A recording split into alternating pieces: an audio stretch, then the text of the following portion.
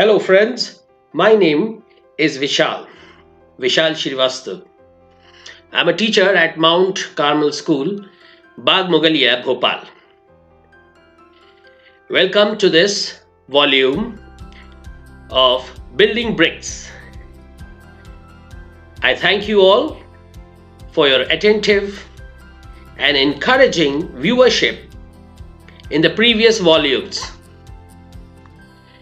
Before I go ahead, I would also like to thank Reverend Sister Marin, the principal of Mount Carmel School, to have this wish that we should have such wonderful talks for the students and for the families. Kindly remember us in your prayers and encourage us by viewing and by sharing these videos with others, with your family, with your friends. So let's go ahead with today's volume. Today, my dear friends, the topic of the talk is God's love, agape. Agape? हाँ दोस्तों, बड़ा ही अजीब सा sounding word है ये agape. सच कहूं तो जब पहली बार मैंने इसे सुना था, मुझे भी ये बहुत ही अजीब लगा था। अगापे, ये कैसा शब्द है? तो आइए गॉड्स लव अगापे में इस टॉक में आपका स्वागत है और इसे एक्सप्लोर करें और इसे एक्सपीरियंस करते हैं। भगवत गीता में हम पढ़ते हैं कि परमेश्वर हमसे कहता है, if one offers me with love and devotion a leaf, a flower, fruit और water, I will accept it.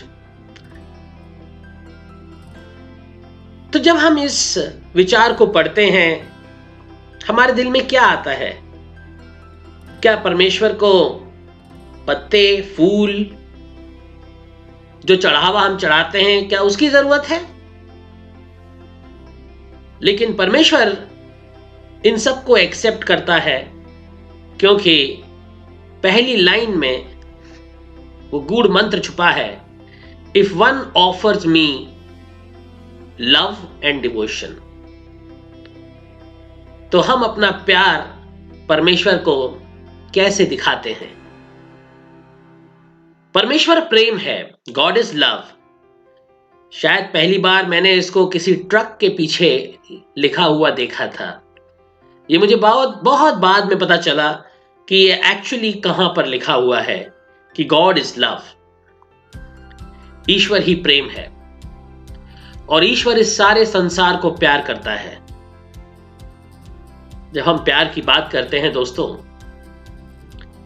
तो हमें फिल्मों में देखने वाला प्यार या जो हम सुनते हैं, जिसके बारे में चर्चाएं होती हैं, उस प्यार के बारे में सोचते हैं। किंतु ये सब तो इंसानी प्यार है। परमेश्वर का प्यार हमारे लिए एक दिव्य प्यार है। It's a special love. And बाद में मुझे पता चला कि अगापे एक ऐसा ग्रीक वर्ड है जो परमेश्वर के प्यार के बारे में डिस्क्राइब करता है। आइए आगे बढ़ते हैं और देखते हैं। जब मैं छोटा था तो हमारे टेलीविजन में रामायण का सीरियल आता था।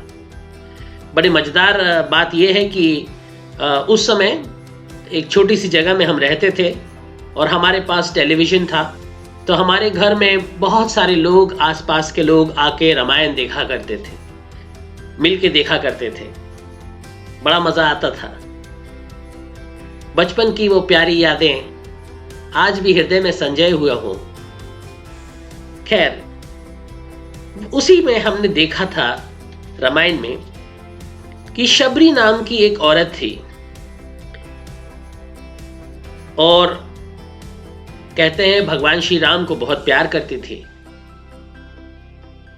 उसके हृदय में भगवान श्री राम के लिए अटूट प्यार और समर्पण का भाव था। They say she was a tribal and she had great love for animals and she used to live in the jungle only. In fact, ऋषि मतंग का जो आश्रम था वो उसमें ही रहती थी, जो कि जंगल में था। और वहां पर उसे ये ज्ञात हुआ कि श्री राम उसी रास्ते से आएंगे और वहां उसकी भेंट हो सकती है अपने प्रभु श्री राम से। उसका अटूट स्नेह था श्री राम के लिए, परमेश्वर के लिए। तो वो उनके स्वागत के लिए फलों को बटोरा करती थी, लेकिन वो नहीं चाहती थी कि गलती से भी कोई खट्टा या खराब फल वो अपने प्रभु को दे या चढ़ाए। ये निश्चित करने के लिए कि जो फल वो चढ़ाएगी, भेंट देगी, वो फल सबसे स्वादिष्ट, मीठा और बढ़िया होना चाहिए, इसलिए वो हर फल को चख लिया करती थी। She used to taste each and every fruit by taking a small bite from the fruit. Each and every fruit she used to bite and see whether it is sweet or not. And if it was sour or it was not good enough, she would throw it. Only the best tasting fruits she collected. And then one day, Sri Ram and her brother visited her and she sat at their feet and she was very happy to see her Lord in front of her. और फिर उसने वो fruits जो उसने चुने थे और हर एक फ्रूट को जो उसने बाइट किया था, चखा था, वो सारे फ्रूट्स उसने ऑफर कर दिए। लक्ष्मण को तो वो फ्रूट्स बिल्कुल अच्छे नहीं लगे, क्योंकि उसे पता था, देखते ही उसने कहा, अरे ये तो सब काटे हुए हैं, झूठे हैं। These are already bitten and eaten first. I don't want to eat these fruits. But Shri Ram could understand the love behind the action of Shabri. And then he, with great compassion, accepted those fruits and he ate those fruits. Although they were tasted by somebody and presented after being bitten and tasted, झूठे फल थे वो, उसको बड़े चाव से उन्होंने खाया और बहुत सराहना की, कहा बहुत ही स्वादिष्ट फल हैं, बहुत मीठे हैं, और बहुत तारीफ करके खाया। उन्हें बिल्कुल भी बुरा नहीं लगा कि वो फल खाए हुए थे, पहले से ही चखे हुए थे। और जब लक्ष्मण ने श्री राम से बाद में पूछा कि आपने वो झूठे फल इतने स्वाद लेके कैसे खा लिए, तब उन्होंने कहा कि उसमें प्रेम था, एक माँ का प्रेम था, और इस माँ के प्रेम को उन्होंने भी अपने प्रेम से ही रेसिप्रोकेट किया कहना चाहिए, और उतने ही प्रेम से उन्होंने उन फलों को स्वीकार किया और मान रखा शबरी का। ऐसे ही हम एक और कहानी देखते हैं। ऋषि भृगु, इन्होंने एक तप किया और वो चाहते थे उस तप का फल किसी न किसी देवता को मिले, तो वो सारे देवताओं के पास एक एक करके जाते थे, किंतु उन्हें वो रिस्पॉन्स नहीं मिल रहा था जो उन्हें देवों से मिलना चाहिए। इसके कारण वो नाराज हो रहे थे। He was getting angry. At the end, he reached to Lord Vishnu, and Lord Vishnu was in meditation at that time when Rishi Bhrigu came. Therefore, he did not get the kind of reception that he was expecting कि मेरे को ऐसा स्वागत मिलेगा, वैसा स्वागत उन्हें मिला नहीं। इसके कारण वो क्रोधित हो गए। ऋषि भृगु को गुस्सा आ गया और उस गुस्से में उन्होंने लॉर्ड विष्णु के सीने के ऊपर एक लात मार दी, जोरदार गुस्से से लात. So in anger, Rishi Bhrigu kicked Lord Vishnu. He gave a kick to Lord Vishnu in anger. What do you expect will happen here? एक ऋषि जो कि एक साधारण सा मनुष्य है, वो एक देव को लात मार रहा है, तो क्या होगा? Generally, there is a chance that he will get punished. किंतु उसी समय लॉर्ड विष्णु उठे और उन्होंने देखा, अरे ये क्या हुआ? उन्होंने जल्दी से ऋषि भृगु के उन्होंने पांवों को पकड़ लिया और उनके पांवों को सहलाने लगे और सहला के उस पैर की मालिश करते हुए बोले, ऋषिवर कहीं आपको चोट तो नहीं लगी? So he was not concerned about he has been kicked, or he was not concerned about that he has been dishonored, but he was concerned about that has the rishi got any pain in the leg? क्या ऋषिवर को कोई दर्द तो नहीं हो रहा? वो उठ के उनके पैर की मालिश करने लगे और पूछने लगे, कहीं आपको दर्द तो नहीं हो रहा है? इन दोनों ही बातों में हमने देखा कि according to what we read and what we hear, God has a very special type of love for his people, which normally we cannot have. हम शबरी के झूठे बेर नहीं खा सकते. कोई हमें लात मारे तो हम गुस्सा होंगे. क्या हम एकदम से उनके पैर को सहलाएंगे, कहीं आपको चोट तो नहीं लगी? लेकिन दिव्य शक्तियों में, परमेश्वर में वो दया, वो प्रेम दिखता है, मिलता है, जिसे हम एक दिव्य प्रेम कहते हैं, एक अनोखा प्रेम कहते हैं. और उस अनोखे प्रेम को परमेश्वर जिस अनोखे और दिव्य प्रेम से हमको, आपको, हम सबको प्यार करते हैं, उस अनोखे प्रेम को अगापे कहते हैं. So agape is selfless, sacrificial, unconditional love of the highest level. सबसे उच्च स्तरीय जो प्रेम है वो है agape. So agape is selfless, sacrificial, unconditional love of the highest order, and God's love is immense. अनंत है परमेश्वर का प्रेम. और उस परमेश्वर के प्रेम को डिस्क्राइब करने के लिए ग्रीक्स ने ये वर्ड रखा था जिसका नाम उन्होंने अगापे रखा. The highest love of the highest order, a divine love which is unconditional, which is ready to sacrifice, which is selfless, अपने से ज्यादा दूसरों का ध्यान रखने वाला. और यहाँ हम बाइबल में भी जब पढ़ते हैं और प्रभु यीशु क्रिस्त के जीवन में हम देखते हैं, तो हम देखते हैं कि when they came to a place called the skull, there they crucified Jesus, and उनके साथ कुछ क्रिमिनल्स को भी उन्होंने क्रूसिफाई किया था, on the right and on the left side of Jesus. लेकिन निर्दोष होते हुए भी, बिना किसी दोष के, लोगों के गुस्से का शिकार, लोगों के जलन और जेलसी का शिकार, लोगों की दकियानूसी, विचारधारा के शिकार होते हुए भी, बिना किसी बुरे काम को किए हुए, निर्दोष होते हुए, इतना दर्दनाक दंड पाते समय जिसमें उनकी मृत्यु हो रही है, दर्द से वो छटपटा रहे हैं, हाथों और पैरों में कीलें ठोकी गई हैं, पीठ लहूलुहान है, घुटने और कंधे छिल चुके हैं, सिर के ऊपर कांटों का मुकुट डाल दिया है. इतने दुख में, इतनी तकलीफ में,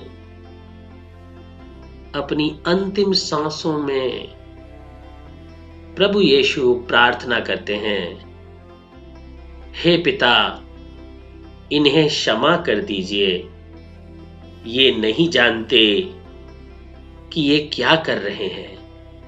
father, forgive them, for they do not know what they are doing.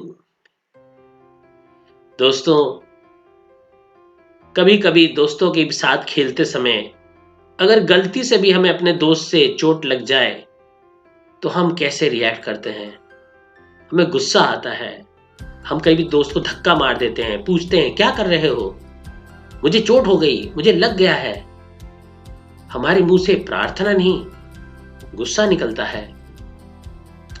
लेकिन परमात्मा का प्रेम इतना सुंदर होता है, इतना अनोखा होता है कि जब हम परमात्मा के साथ बुरा करते हैं तब भी परमात्मा हमारे लिए अपने प्यार का भंडार खोलता रहता है, अपनी क्षमा हमें देता रहता है, हमें मौके पर मौके देता रहता है। वो हमें संवारता रहता है, हमें बचाता रहता है, हमें खिलाता पिलाता है, हमें अटूट प्यार करता है। ऐसा अटूट प्यार जो हमें अचंभित कर दे। और अगर उस प्यार को हम महसूस करेंगे तो हमारा भी व्यक्तित्व परमात्मा की दिव्यता में प्रकाशित हो जाएगा, उज्जवल हो जाएगा। Because we will experience agape, the divine unconditional love of God for us. Agape, a choice, deliberately striving for another's highest good,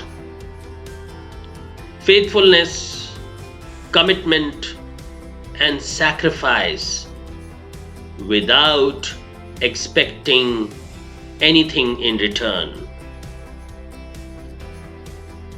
आइए हम कोशिश करें अपने रिश्तों में, अपने जीवन में परमात्मा के इस प्रेम को अपनाने की और इस राह पर चलने की, ताकि हमारा जीवन एक सुंदर जीवन बन जाए और दूसरों के लिए हम भी फलदायी और एक मददगार व्यक्ति बन सकें।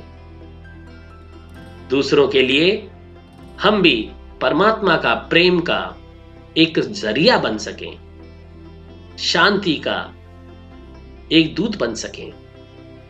इसलिए परमात्मा के इस अगापे को, इस प्रेम को अपने हृदय में बसाकर अपने जीवन को आगे बढ़ाने की हम कोशिश कर सकते हैं, ताकि हमारा जीवन भी परमेश्वर के प्रेम से भर जाए, हमारे परिवार परमेश्वर के प्रेम से भर जाए, हमारे आने वाला फ्यूचर जिसमें हमने इतने सारे प्लान्स बनाए हुए हैं परमेश्वर के प्रेम से भर जाएं। We need a rich supply of agape, and that is coming only from God, because agape is God's love for us.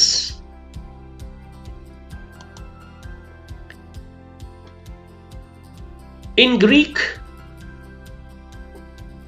thought process, it was also considered that love was of 8 types, because man was always considering that various emotions, can we describe them? It's so difficult to describe feelings. So they had 8 main types of love. Out of that, they could further consider it as 4 major type of loves. First one was the storge, also known as affection. This is the love that was found normally between family members. It is because of they are from the same family. So the kind of affection and love that is found, that was a kind of love that was seen. Then there was love between friends, that was philia, where when you go out into school, college, you make friends. So the kind of love that dwells there is philia. Then the love between the married couples, or the love between people who are going to get married or are interested in getting married or with each other. So love between couples, that was eros. And then the most highest form of love, the love of God. अगर आपको love सीखना है कि मुझे प्यार करना नहीं आता या प्यार क्या है मुझे नहीं मालूम, तो परमेश्वर से सीखिए। बाकी सब जगह आपको प्यार के अलग अलग डेफिनेशंस लोग दिखाएंगे, लेकिन वो प्यार जिसके लिए आपका जीवन हमेशा प्यासा है, and you always strive to receive that love, the nectar of that love that will quench the thirst of the human heart, will come only from God. That is agape, unconditional love of God. Again, it's the same thing in a different slide altogether. 4 types of love. If when you say I love you, they can be brotherly love, they can be emotional love, they can be affectionate love, and most of all, the best to have in our relationships is divine love. We really need to heal any relationship that is wounded. If you need to heal it, divine love. Any relationship that you want to strengthen, and if you want to keep it strong enough, divine love. So divine love is the love that we should experience, and we should strive to develop that approach in our heart for others, and we learn it from God who loves us. Yes, agape. This we read in the Bible in 1 Corinthians chapter 13 verse 4 to 5. ये हम Bible में पढ़ते हैं, और हमारे कई स्कूलों के डायरी में बच्चों के लिए दिए होते हैं, स्पेशली कार्मल ग्रुप के सभी स्कूलों के डायरी में आप इसको ज़रूर पढ़ेंगे, क्योंकि हम चाहते हैं कि हर बच्चा ये जाने कि प्यार क्या होता है, प्यार को पहचाने। आजकल मीडिया के द्वारा लव के नाम पर बहुत सारा मिसगाइडेंस हो रहा है, लोगों को मिसगाइड कर रहे हैं। तो we should know the true form of love, what exactly is love and how we should love. So love is patient.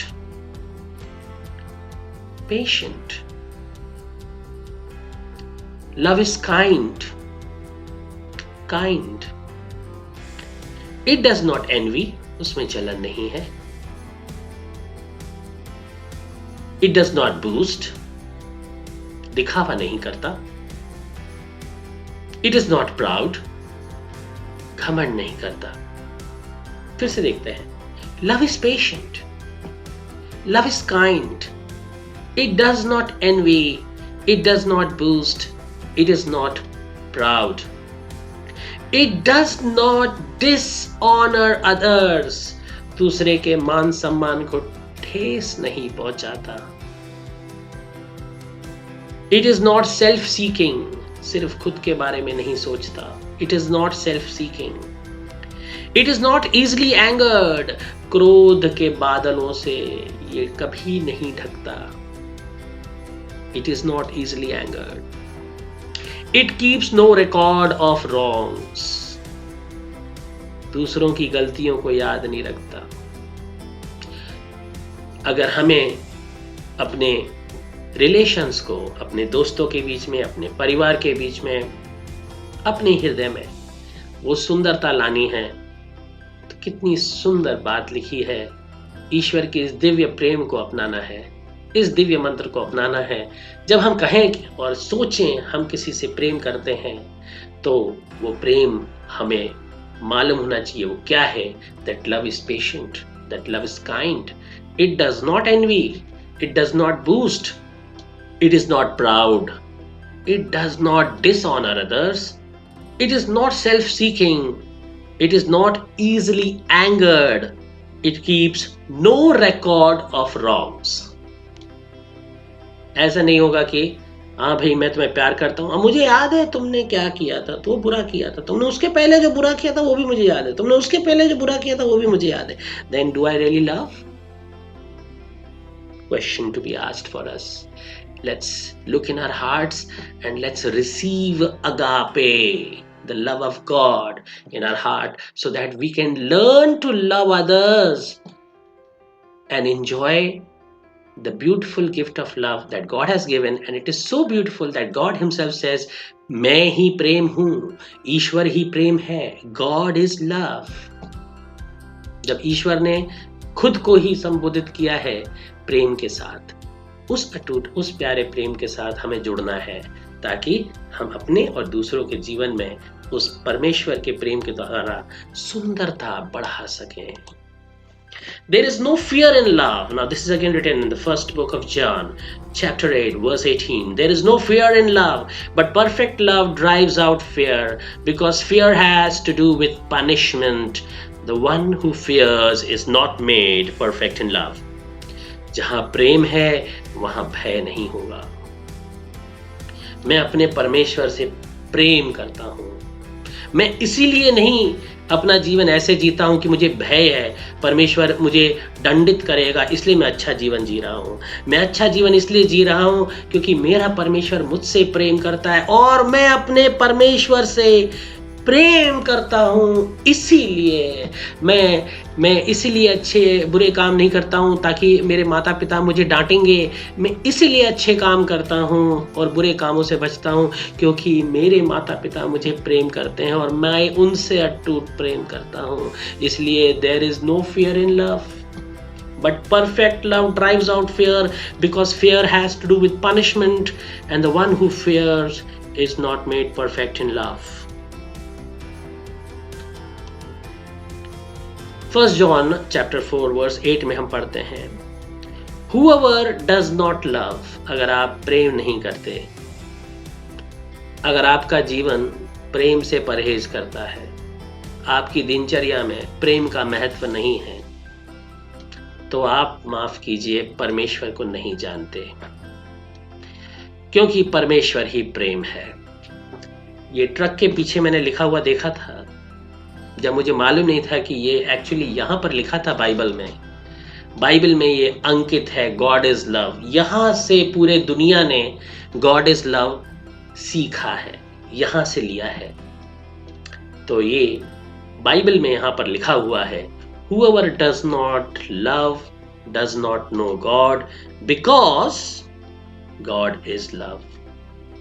तो अगर आप प्रेम को नहीं जानते, प्रेम करना नहीं जानते, तो आप परमेश्वर को नहीं जानते. जो परमेश्वर को जानते हैं उनके हृदय में सबके लिए प्रेम होगा. वो किसी की हानि नहीं कर सकते, वो किसी को परेशान नहीं कर सकते, वो किसी के खिलाफ षड्यंत्र नहीं रच सकते, वो किसी से जलेंगे नहीं, वो किसी के पीठ पीछे उसकी बुराई नहीं करेंगे, क्योंकि वे अपने परमेश्वर के प्रेम को अनुभव करते हैं. वो अपने परमेश्वर को जानते हैं और उनका जीवन प्रेम से भरा हुआ है, क्योंकि वे अच्छी तरह जानते हैं परमेश्वर ही प्रेम है. God is love. Don't just pretend to love others. Really love them. Hate what is wrong. Hold tightly to what is good. ये बुक ऑफ रोमन्स में चैप्टर 12 वर्स 9 से लिया गया है कि प्रेम में दिखावा ना करें, प्रेम में सच्चाई रखें, क्योंकि जहां दिखावा है वहां प्रेम है ही नहीं. तो अपने आचरण में, विचारों में, शब्दों में, रिश्तों में, घर में, जहां हम काम करते हैं, हमारे आचरण में एक सच्चाई होनी चाहिए, दिखावा नहीं होना चाहिए. So don't just pretend to love others. Really love them. Hate what is wrong. Hold tightly to what is good. अच्छाई के साथ अपने प्रेम के संबंध को और ज्यादा शक्तिशाली बनाइए. कई बार मैं कहता हूं, मुझे सच बोलना अच्छा लगता है, मुझे सच से प्यार है, लेकिन अगर मुझे कोई मौका मिला और मैंने वहां झूठ बोला है, तो इसका ये मतलब है मेरे जीवन में अभी भी प्रेम की, सच्चे प्रेम की अनुभूति की कमी है, क्योंकि मैं अभी भी अच्छाई से उतना जुड़ा नहीं हूं. मैं अभी भी सच्चे परमात्मा के प्रेम से उतना जुड़ा नहीं हूं. तो मुझे अपने जीवन में और परमात्मा के इस प्रेम को महसूस करना होगा, दूसरों के लिए हृदय में अच्छे भाव उत्पन्न करना होगा. I have to continuously strive to be good, continuously strive to be genuinely in having compassion for others.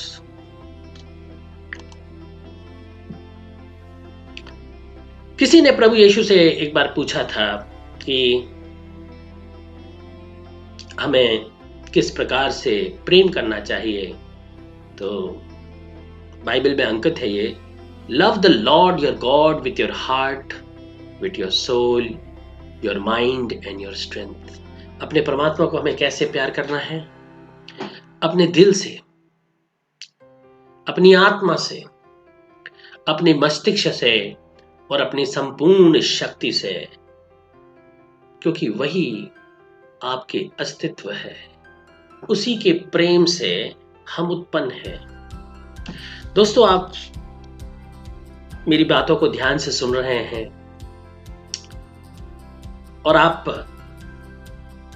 इस बात को जरूर मानेंगे कि जब कोई छोटा बच्चा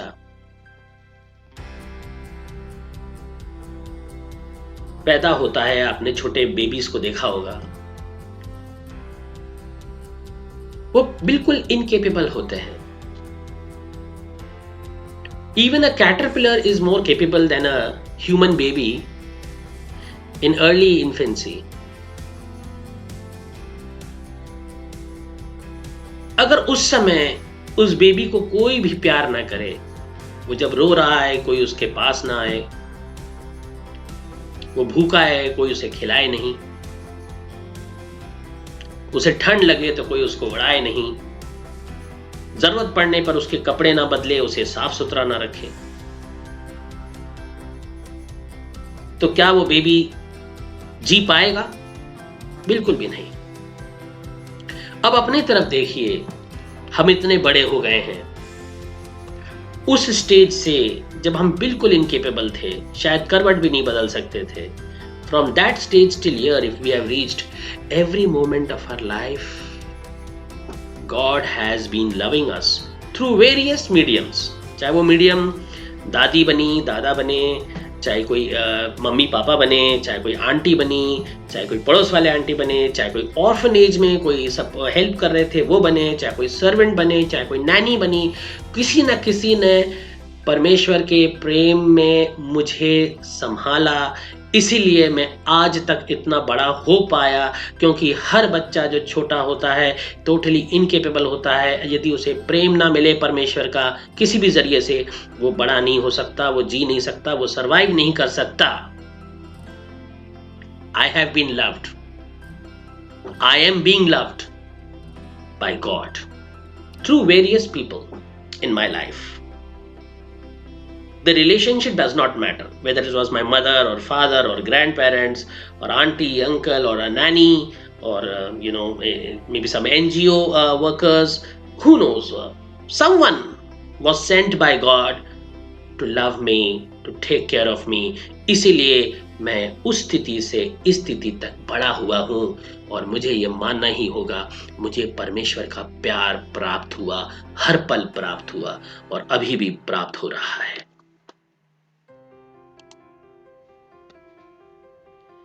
So let all that you do be done in love. जो भी करो, चाहे आप पढ़ाई करते हैं, चाहे खेलते हैं, चाहे अपनी हॉबीज को एड्रेस करते हैं, चाहे अपने पेरेंट्स के साथ में आप कहीं घूमने जाते हैं, आप जो भी कीजिए, चाहे प्रार्थना ही करते हैं आप अपने परिवार के साथ में, जो भी कीजिए प्रेम के साथ कीजिए।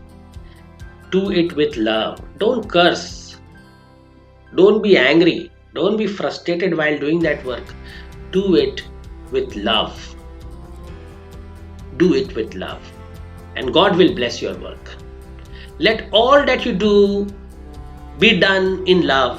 1 Corinthians chapter 16 verse 14 में लिखा है कि जो भी आपको कार्य मिला है, उस कार्य को परमेश्वर के प्यार को याद करके मुस्कुराते हुए प्रेम से खुशी खुशी कीजिए। सफलता आपके पास आएगी, हृदय की शांति कभी भंग नहीं होगी। हृदय में ना भय आएगा और ना घमंड आएगा, बस प्रसन्नता और शांति बनी रहेगी।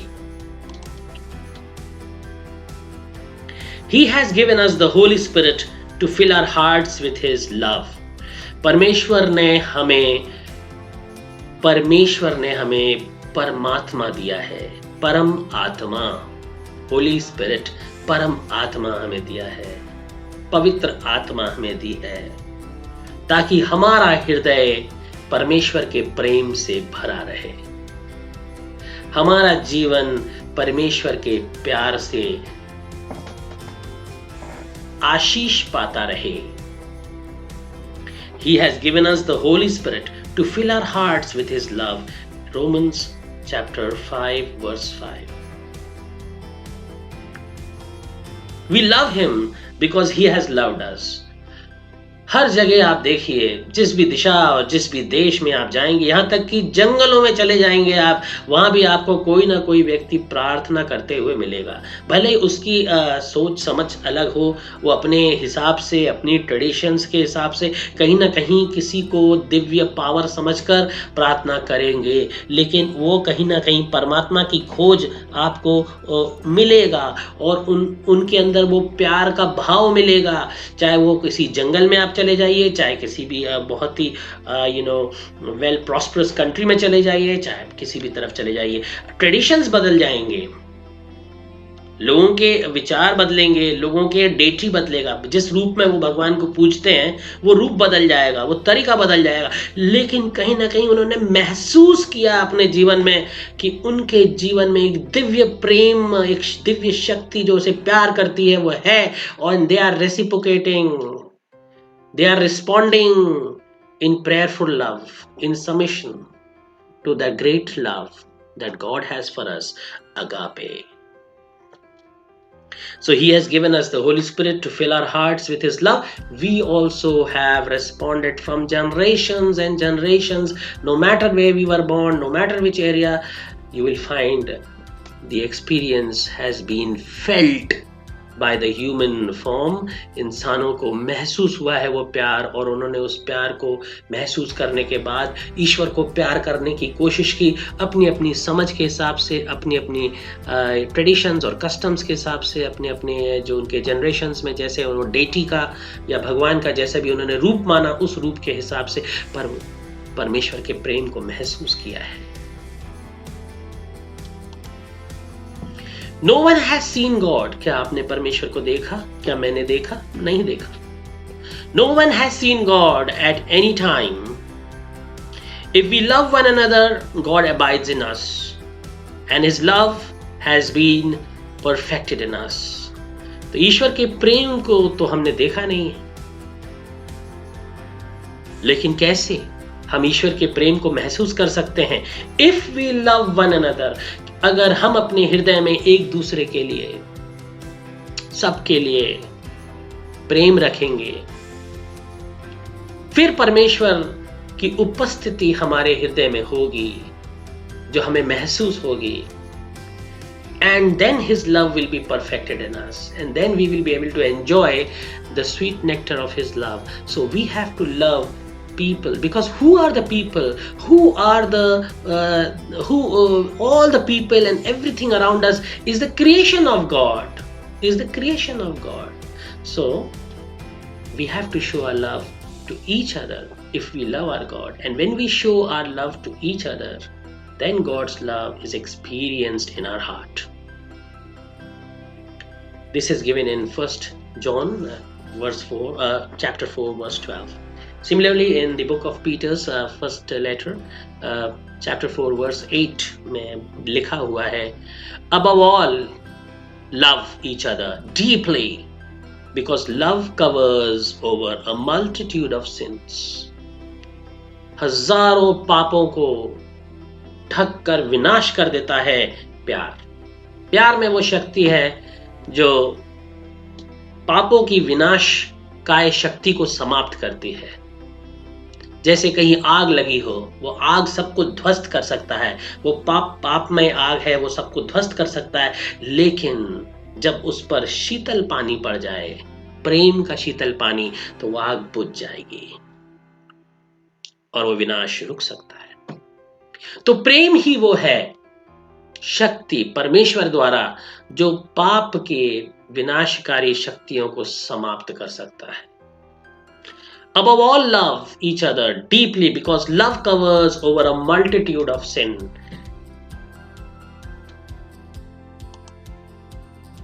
Let it be the hidden person of the heart with the incorruptible beauty of a gentle and quiet spirit, which is very precious in the sight of God.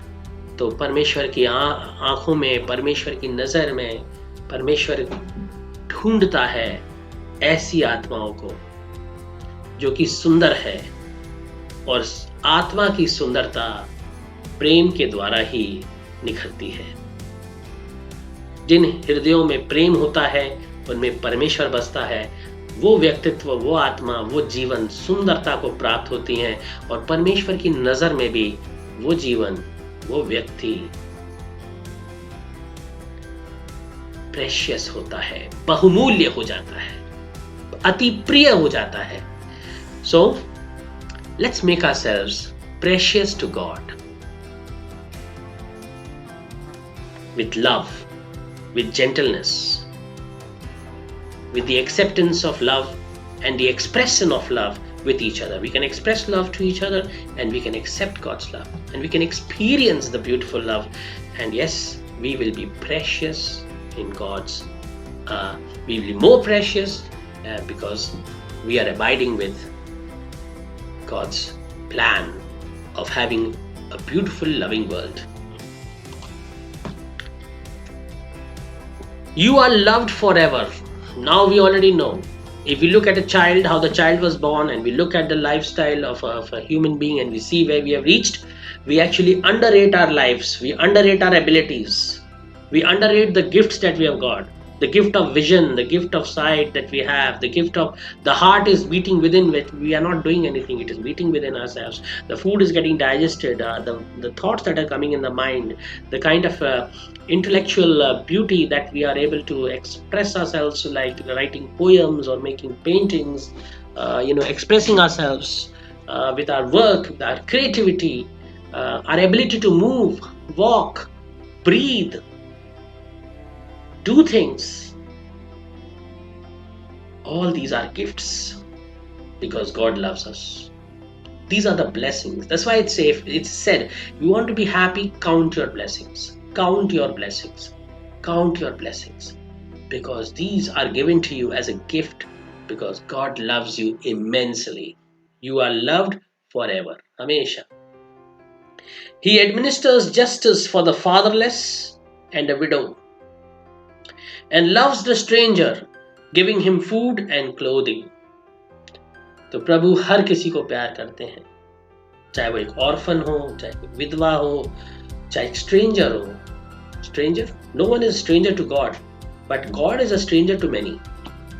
Should I repeat?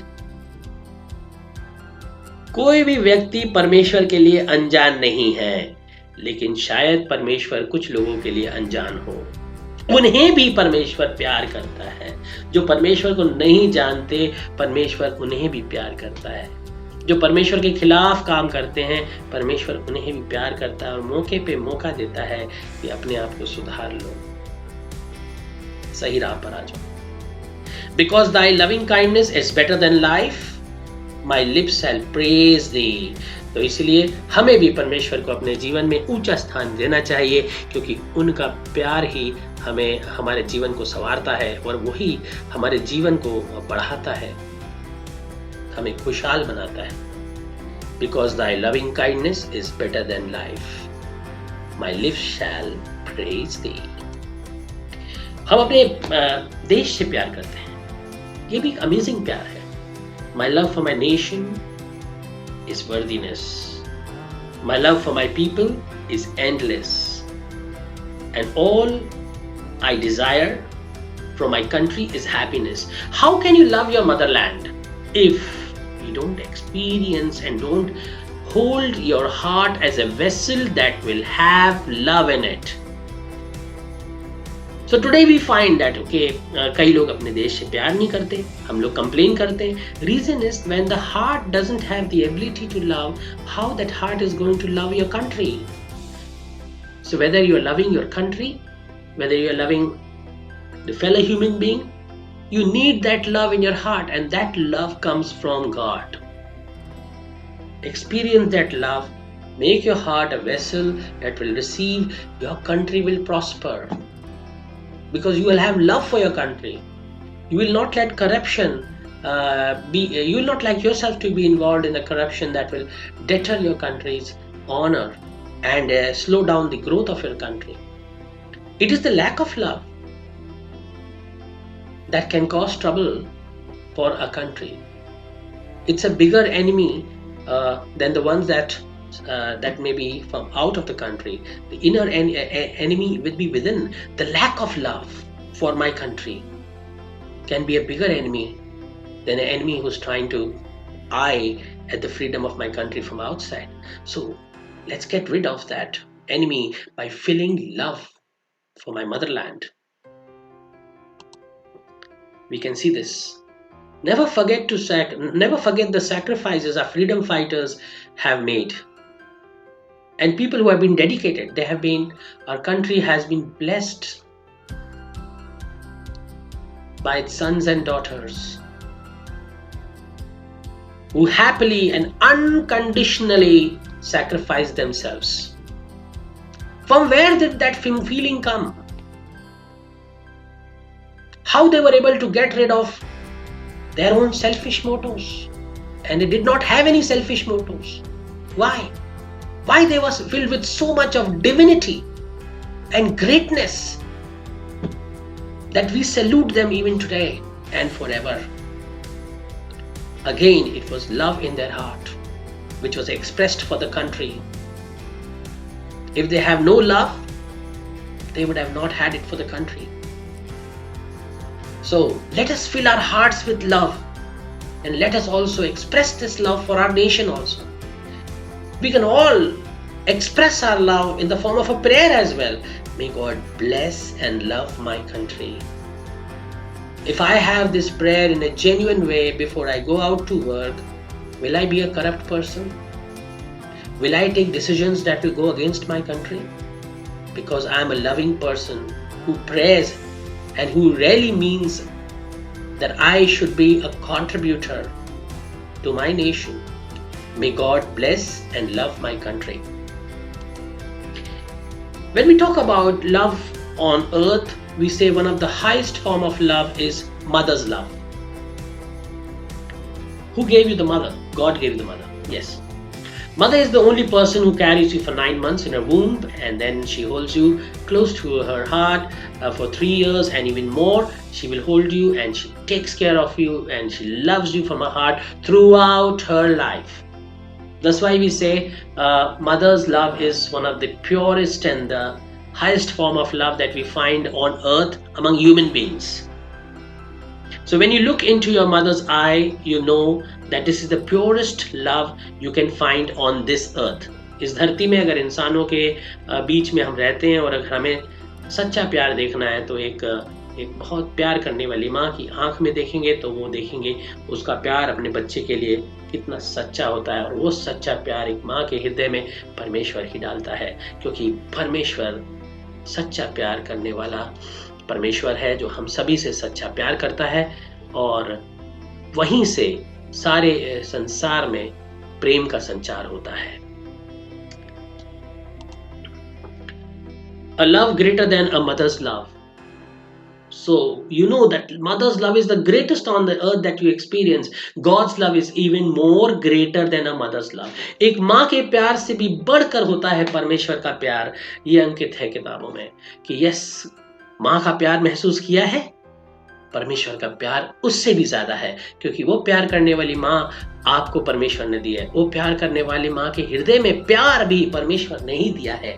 Then God loves us more than a father, mother, friend or any else could love, and even more than we are able to love ourselves. परमेश्वर हमें माता से ज्यादा प्यार करता है, पिता से ज्यादा प्यार करता है, मित्र से ज्यादा प्यार करता है, और वो किसी भी व्यक्ति से ज्यादा प्यार करता है. यहाँ तक कि अचंभित ना होइए, परमेश्वर आपको आपसे भी ज्यादा प्यार करता है. How much you love yourself, God loves you much more than that. as well. So let's experience the love of God. As a mother comforts her child, so will I comfort you. क्योंकि हम परमेश्वर के प्यार को समझ नहीं सकते, तो उन्होंने हाईएस्ट फॉर्म ऑफ लव के हिसाब से हमें समझाया है कि जैसे एक माँ तुम्हारा ध्यान रखती है, ठीक है, माँ का तो प्यार तुमने देखा है, वैसे ही मैं तुम्हें प्यार करता हूँ, बल्कि उससे कई ज्यादा गुना मैं तुम्हें प्यार करता हूँ। लेकिन क्या तुम उस प्यार को महसूस करते हो? Do you experience my agape for you, my love for you? That's what God is asking us today. So the Lord answers. The Lord is saying, can a woman forget her own baby and not love the child she bore? क्या एक औरत अपने ही उस बच्चे को भूल जाएगी जिसे उसने जन्म दिया है, और क्या वो उसे प्यार नहीं करेगी? क्या इस धरती पे कोई औरत ऐसी अगर होगी जो अपने बच्चे को जन्म देने के बाद उसे प्यार नहीं करेगी, उसे भूल जाएगी? अगर ऐसी भी औरत है तो भी, even if a mother should forget her child, अगर एक माँ भी अपने बच्चे को भूल जाए तो भी भगवान कह रहे हैं, God is assuring us, I will never forget you. I can never forget you. I have written your name on the palm of my hand. अगर एक माँ भी अपने बच्चे को भूल जाए, जबकि माँ का प्यार इस धरती पे पाए जाने वाले प्यार में सबसे ऊंचा है, सबसे शुद्ध और सबसे प्यारा है, लेकिन अगर एक माँ का प्यार भी ना मिले, एक माँ अगर प्यार ना भी करे, तो भी मैं हमेशा तुम्हें कभी भूलूंगा नहीं, मेरा प्यार हमेशा तुम्हारे लिए रहेगा। I will never forget you and I can never forget you. ना मैं तुम्हें भूलूंगा, ना मैं तुम्हें भूल सकता हूँ। मैंने तुम्हारा नाम अपने हाथ पे अंकित कर रखा है। इतना प्यार करता हूँ मैं तुझे कि अगर एक माँ का प्यार भी कम पड़ जाए तो याद रखना, मेरा प्यार उससे कहीं गुना है, हमेशा रहेगा और अटल है, सिर्फ तुम्हारे लिए है। Agape. Not all of us can do great things, but we can do small things with great love.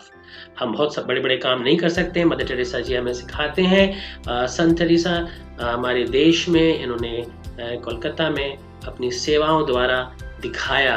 पहले इनके हृदय में इन्होंने परमेश्वर के इस प्रेम को महसूस किया, फिर उन्होंने गरीबों में और जो लोग परेशान थे, सड़कों पर थे, उनमें उन्होंने अपने परमेश्वर को देखा। क्योंकि किसी ने पूछा था मदर टेरेसा से कि आप इतने गंदे लोग जिनकी तरफ हम देखना भी पसंद नहीं करते, जाना भी पसंद नहीं करते, आप उन्हें कैसे हाथों में उठा के उनकी सेवा शुश्रूषा कर लेते हैं, कैसे आपको गंदा नहीं लगता क्या?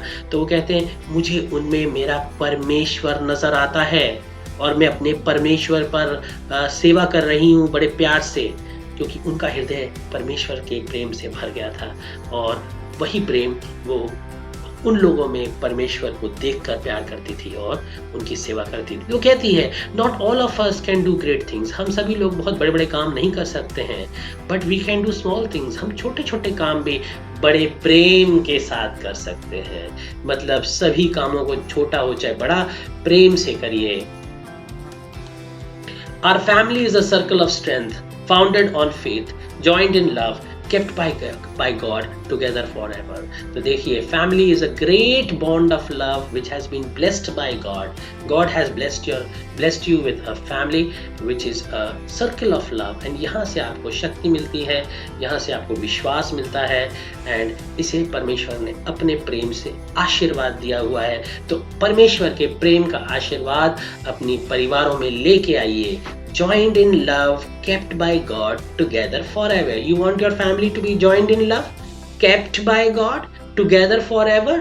Bring God's love, bring praises and prayer of God in your family.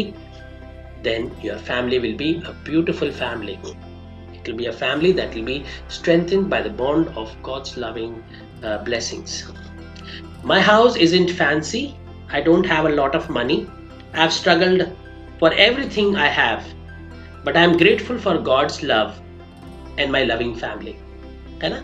तो मेरा घर बहुत आलीशान नहीं है, मेरे पास बहुत ज़्यादा पैसे नहीं है, मेरे घर को देखकर आप नहीं कह सकते हैं कि मैं बहुत वैभवशाली हूँ या बहुत धनी हूँ, लेकिन मैं धन्य कहता हूँ परमेश्वर को, जिसने अपने प्रेम से मेरे परिवार में प्रेम रखा है। मेरा एक बहुत प्रेम करने वाला परिवार है, क्योंकि उस पर परमेश्वर की प्रेम की आशीष है और इसीलिए मैं धन्य हूँ।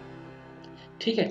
Thank you God for all your blessings to me and my family, for the strength you give me each day, and for all the people around me who make life more meaningful. So when you're filled with God's love, when you're experiencing God's love in your life, you will be thankful to Lord. आप धन्यवाद देना शुरू करेंगे परमेश्वर को, अपने परिवार के लिए धन्यवाद देंगे। आपके परिवार में जो प्यार है, जो मिठास मिलती है आपको अपने परिवार के जनों से अपने जीवन में, उसके लिए आप समझ पाएंगे कि ये कहीं और से नहीं, ये परमेश्वर के द्वारा आशीष प्राप्त हो रहा है हमको, जो परमेश्वर हमें प्यार करता है। We have to understand, accept and rejoice in the fact that God loves me. God loves me. God loves you. God loves us all. So God's given gifts. So God has given us this gift of love. God has given each one of you a gift from His great variety of spiritual gifts. Use them well to serve one another.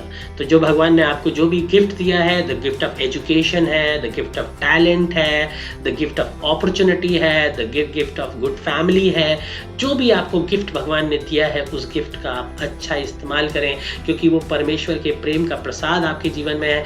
उसको आप अशुद्ध ना करें, उसको शुद्ध ही रखें, अच्छे कार्यों में, अच्छे मिशंस में उनका यूज़ करें।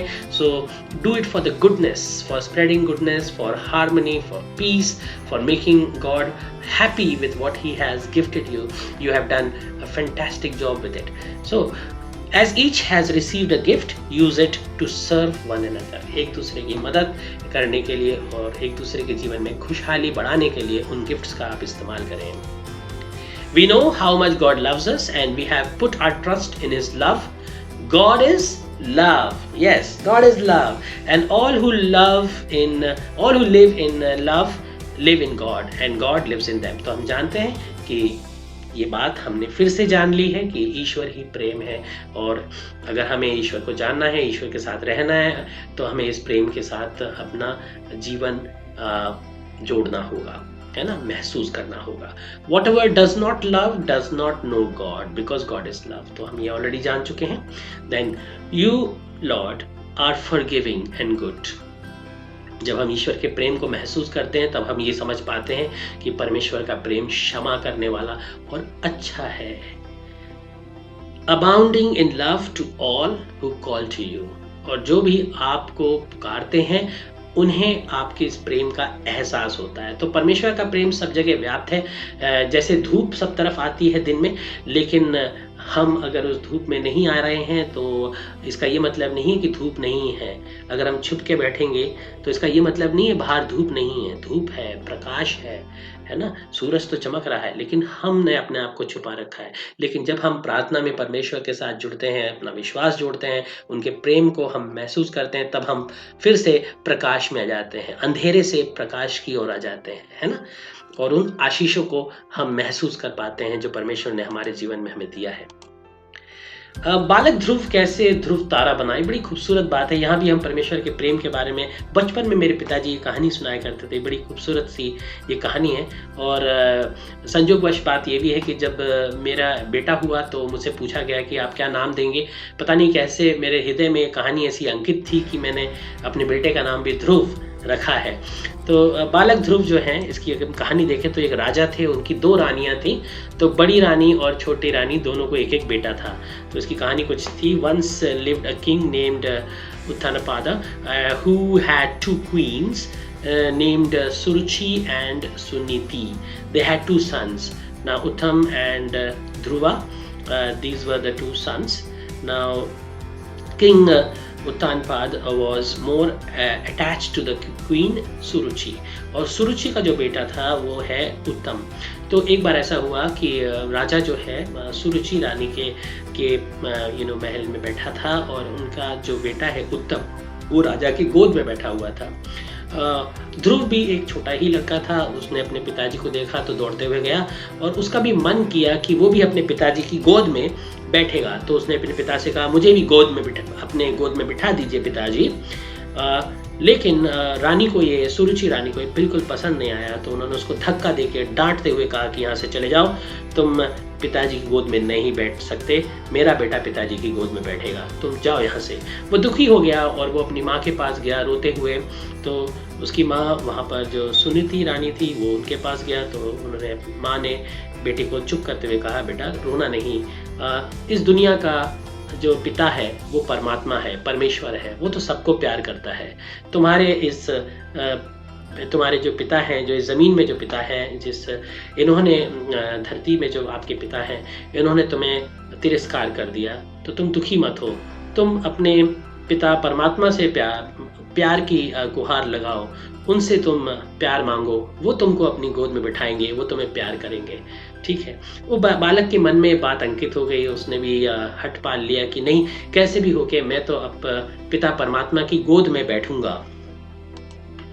और वो जंगल में जाके तपस्या करने लगा ध्रुव, और उसने जैसे जैसे लोगों ने उसको बताया था कैसे तपस्या करनी चाहिए, वैसे वो कठोर तपस्या करने लगा और परमात्मा को बुलाने लगा, परमात्मा तुम सारे संसार के पिता हो और मेरे भी पिता हो, मेरी सिर्फ एक ही छोटी सी कामना है कि मैं तुम्हारी गोद में बैठूं, तुम्हारे प्यार को महसूस करूं, मुझे एक पिता का प्यार चाहिए, मुझे तुम्हारी गोद में बैठना है। और वो प्रार्थना करने लगा और कहते हैं कि जिस रूप में वो परमात्मा को देख रहा था, आप तो जानते हैं परमात्मा कोई भी रूप धर सकते हैं, सारा धरती उनका एक रूप है, तो लेकिन जिस रूप में हम परमात्मा को याद करते हैं, परमात्मा उसी रूप में हमारे सामने आ जाते हैं ताकि हम उन्हें पहचान सकें। तो वो उसी रूप में परमात्मा उनके सामने आए जिस रूप में वो उनको पहचानता था और उनको बड़ा प्यार किया। देखिए कैसे प्यार कर रहे हैं, तो एक पिता के रूप में आके उस परमात्मा ने उसे प्यार किया। पूछा, बोलो बालक, मैं बहुत खुश हूँ, तुम इतनी प्रार्थना कर रहे थे, क्या चाहिए तुम्हें? तो उसने कहा कि मैं आपकी गोद में बैठना चाहता हूँ। तो उन्होंने उसे अपनी गोद में बिठा लिया और बाद में ये भी कहा कि संसार के अंत तक तुम मेरी गोद में बैठे रहोगे, अंतरिक्ष में तुम एक बहुत ही चमकदार तारे की तरह चमकते रहोगे और तुमको देखकर हर कोई ध्रुव तारा कहेगा और याद रखेगा कि परमात्मा कितना प्यार करता है और परमात्मा ने तुम्हारी गुहार सुनकर तुम्हें भी गोद में बिठाया था और तुम परमात्मा के प्रेम के सूचक बन जाओगे और आसमान में हमेशा तक अनंत काल तक तुम चमकते रहोगे ध्रुव तारे के रूप में। आशा आपको कहानी अच्छी लगी। तो look at the birds, they don't plant or harvest or store food in barns, but your heavenly Father feeds them. Aren't you far more valuable to Him than they are? तो कभी कभी हमारे दिल में ऐसा लगता है शायद भगवान हमारा ध्यान नहीं रख रहे हैं। तो मैथ्यू चैप्टर 6 वर्स 26 में लिखा हुआ है, देखिए अपने चारों तरफ देखिए, चिड़ियों को देखिए, पेड़ों को देखिए, भगवान इनका ध्यान रखता है। जानवरों को देखिए, पेड़ पौधों को देखिए, हर तरफ देखिए, चिड़ियों को देखिए, भगवान उन सब का ध्यान रखता है। ना तो वो खेती खलियानी में वो लोग फसलें नहीं उगाते, हमारी तरह रेफ्रिजरेटर्स और स्टोर रूम में वो लोग खाना स्टोर नहीं करते, ये सारे जानवर वगैरह, है ना। लेकिन परमात्मा प्रकृति के द्वारा उनका ख्याल रखता है, उन पर अपनी प्रेम की वर्षा करता रहता है। जब उन पर इतना प्रेम हो रहा है तब तुम पर क्यों नहीं होगा? जब तुम एक मनुष्य जाति के जो तुम इतने प्रिय हो परमात्मा को, you are very valuable, more valuable to him. जब तुम परमात्मा के लिए इतने प्रिय और अनमोल हो तो तुम्हारा परमात्मा तुम पर प्यार करेगा। उसके प्रेम पर शक मत करो, विश्वास करो। सो you are far more valuable to him than they are, and he will love you. So my dear friends, experience agape, God's love in your life. Thank you so much and God bless you all.